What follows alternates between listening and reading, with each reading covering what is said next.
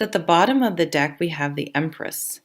And the Empress is a lovely card. She's very grounded. She's Mother Earth.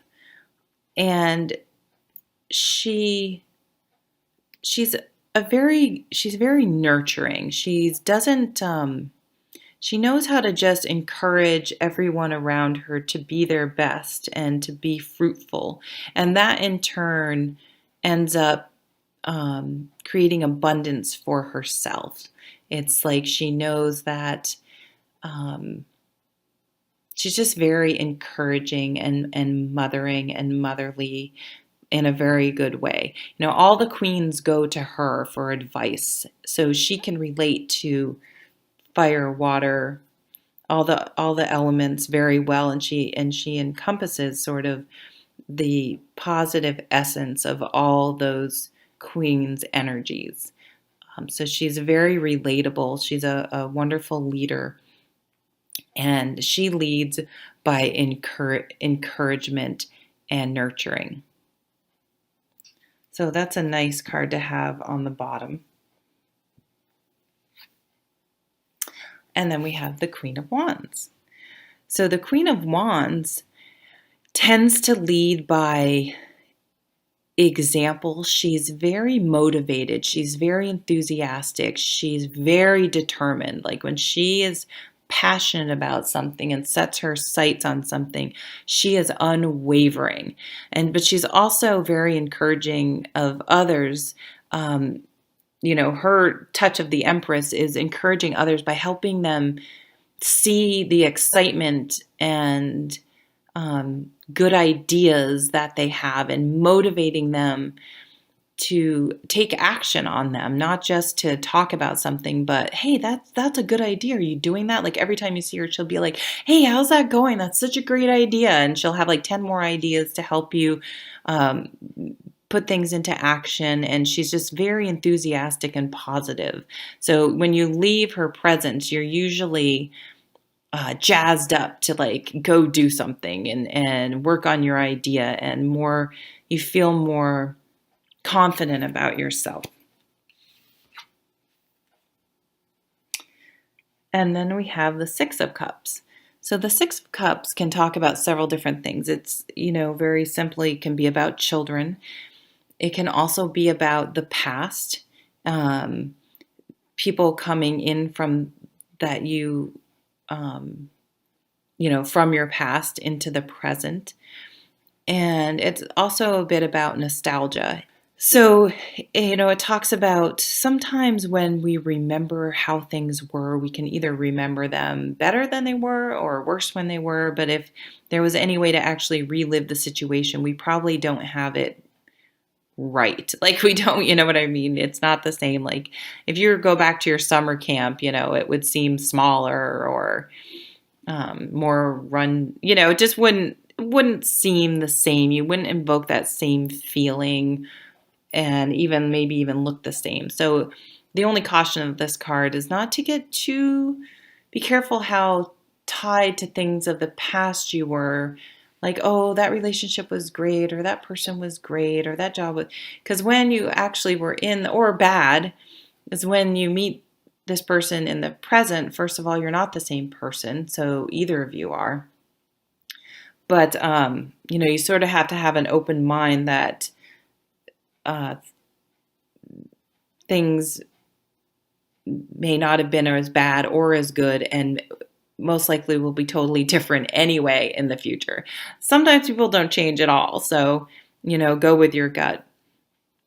But all that said, I actually feel like it has to do with children, so that children may be highlighted. And if you're a single person that doesn't have children, perhaps something of your own inner child may come out. And it can also talk about looking in your past, and if there's something you used to love to do as a child, seeing if there's a way to bring that into the future and or into the present, and something that brought you a lot of joy, and see if you can find an adult way to bring that back into your life. And we have the Eight of Pentacles. So this is about a hobby, your work, something that you do that when you're doing it, you are 100% present in the moment, and it really feeds your soul. It's almost meditative. It's just a way of centering yourself. And so this could be, sometimes I hate to give examples because I don't want to limit, but this could be um, any sort of exercise. It could be gardening. It could be crafts. I mean, doing these tarot card readings, I'm not thinking about anything else but doing my reading right now. I'm not worrying about anything else. So anything that when you're doing it, you feel, even sometimes I don't have a horse anymore, but when I used to be in the barn, like cleaning the stalls, it was just like, I don't know, it was something that I just loved to be down by the horses. And it was a way to sort of, I mean, I would think, but it was peaceful and relaxing. And it just was, it fed my soul for some reason. So whatever you do that, for guys that watch my channel, to be stereotypical, if you like working on your car or taking care of the lawn. I like to do the lawn myself, but whatever you do that you feel this way, playing basketball, something like that, going to the gym. So what I'm sort of seeing is that perhaps you have something that you're passionate about, but you've been telling yourself it's childish, you're too old, you can't make that into a career. I've just sort of stuffing it down and not nurturing it.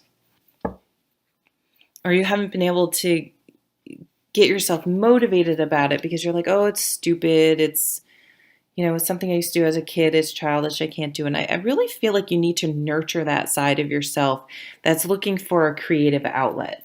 The Queen of Wands is very creative. So I feel like if you're really sort of on some level a little bit discontent, of feeling a little bit spiritually devoid or just lacking on some level, but you can't quite put your finger on it, try to find some activity that either you used to do as a child, a friend of yours from the past you may run into, and it may remind you that you could do it again. Bring something from your past into the present that used to bring you joy, and try to, I feel like you need a creative outlet. You need something that's going to feed your soul, that you're going to feel present what you're doing. So definitely take a chance on something. Even if it seems childish or stupid, or, I'm 55, I can't start, I don't know, learning how to horseback ride, or, whatever anything, if you haven't been nurturing yourself, nurture those thoughts and ideas. There's really no reason why you can't do it. So try to be your own Empress and your own Queen of Wands, and motivate yourself and nurture yourself and encourage those things, and encourage whatever your unique things are around your children. Encourage them, whether there's something you think are worthwhile or not. If they're really into, my son's, he watches the show American Pickers, and he's into like going to antique stores or picking around in garbage piles, and he thinks he finds these treasures, and it's awesome. And I totally encourage that because he likes it, and who knows, he may end up finding a comic book worth millions of dollars. I mean, you never know. Why not encourage that? It's something that brings him joy. And so it doesn't matter what anyone else thinks. Encourage that individuality in yourself and whatever feeds your soul this month. And I think it's really going to add something to your life. So take a chance this month on something new that you kind of always wanted to do, or you used to do, or encourage your kids to try something new, regardless of what it is, because it will ultimately be very positive for your entire being. Yeah, all right. I'll see you at the next video. Take care.